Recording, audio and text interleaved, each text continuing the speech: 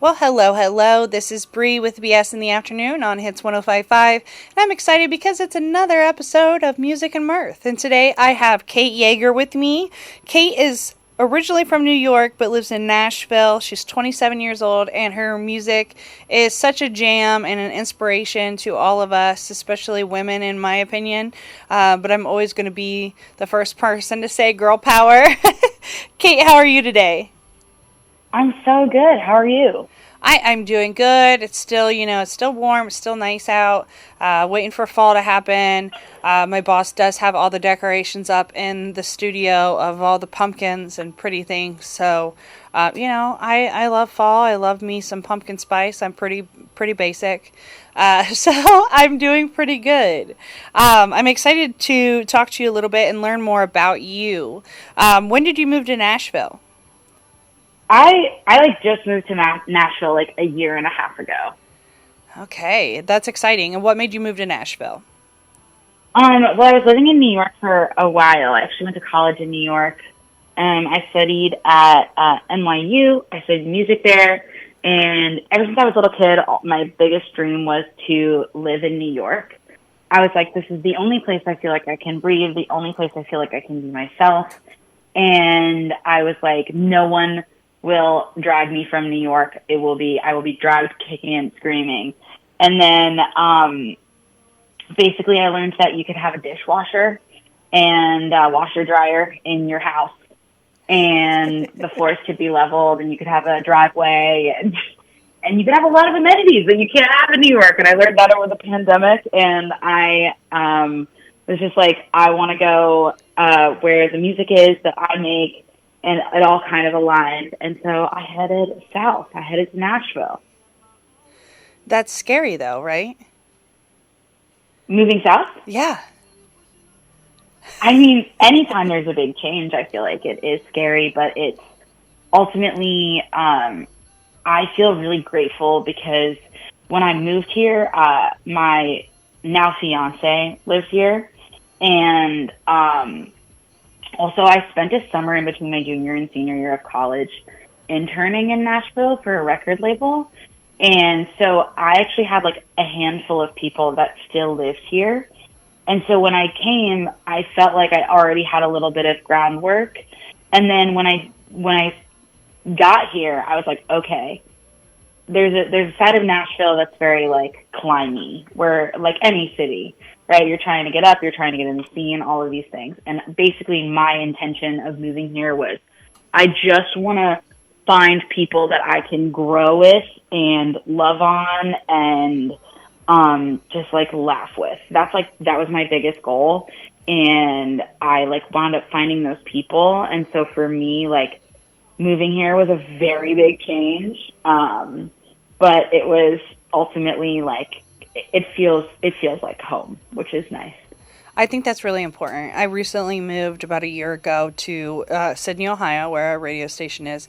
And finding those people that just make you smile is extremely important. Like you have to have those people you vibe with.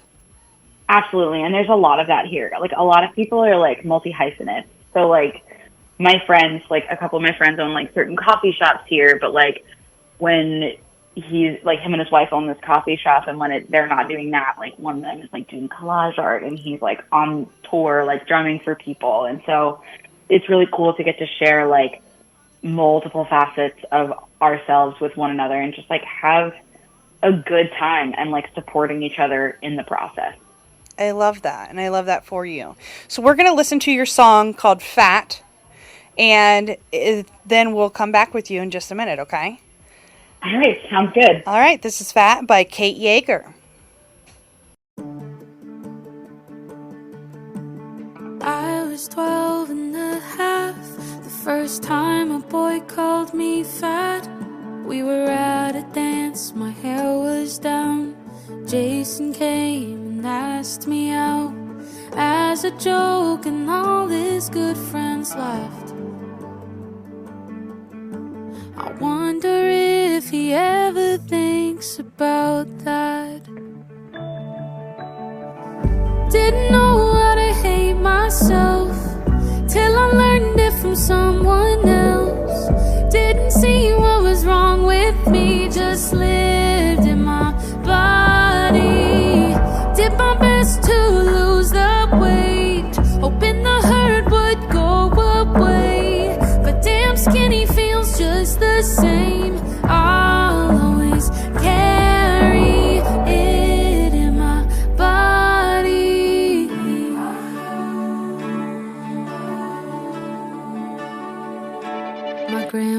paid me by the pound, said I should try to slim it down. Went to meetings with my mom. The less I ate, the more they applauded. Being hungry made me feel so proud. I'm still not full yet, 10 years out. Didn't know how to hate myself till I learned it from someone else. Didn't see what was wrong with me, just lived in my body. Did my best to lose the weight, hoping the hurt would go away. But damn, skinny feels just the same. I'll always carry it in my body. I'm carrying what Jason said, all the comments from my mom and dad. None of it was ever even mine. I could've lived my whole life just fine. Didn't know how to hate myself till I learned it from someone else. Didn't see what was wrong with me, just lived in my body. Did my best to lose the weight, hoping the hurt would go away. But damn, skinny feels just the same. I'll always carry it in my body. I'll always carry it in my body. I was 12 and a half, the first time a boy called me fat. Okay, welcome back. This is Bree with BS in the Afternoon on Hits 105.5, and we just listened to Fat by Kate Yeager. Kate, I love this song. It hits me all in my feels. Tell me what inspired the song. A boy named Jason inspired this song.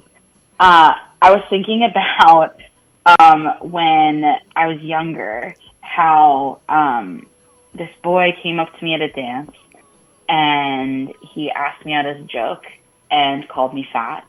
And I was like, I'm still thinking about this, and I wonder if he still does. And when I zoomed out, I realized that the message of this song is just that I would have never known that something was wrong with me unless somebody else had told me. I would have just lived and would have been myself, and I think I would have been just fine. And I think that is something that we're all taught. We're all taught that hate is taught when you grow up. So I think that was really important. And so for me, I got together with my co-writer Nell Maynard, and I had the first verse and the first line of the chorus, and we literally just sat down and cried and wrote the song. Yeah, I've got chills thinking about what we just listened to and you telling this story. Do we know where Jason is now? I have no idea where Jason is now, which is hilarious because people from my hometown are like, which Jason is it? Who is it? Blah, blah, blah. And I'm literally I cannot find this man on Instagram, on Facebook. He is nowhere to be found. And I'm just he probably knows the song's coming out, so he's hiding. He's in hiding right now. I love that. I love that for you because you took something that was horrible. You made it a beautiful work of art. And it's something that I think everybody can relate to. Thank you so much. Yeah, I honestly have been super overwhelmed with the amount of attention this song has been getting on TikTok. And the thing that I always say is that we're not alone in what we're feeling. These feelings, our stories are different. We all have a Jason, right? But the feelings are the same. And so it feels really nice that there's a song for us and that we can all come together and be there for one another and hopefully all just heal a little bit in the process.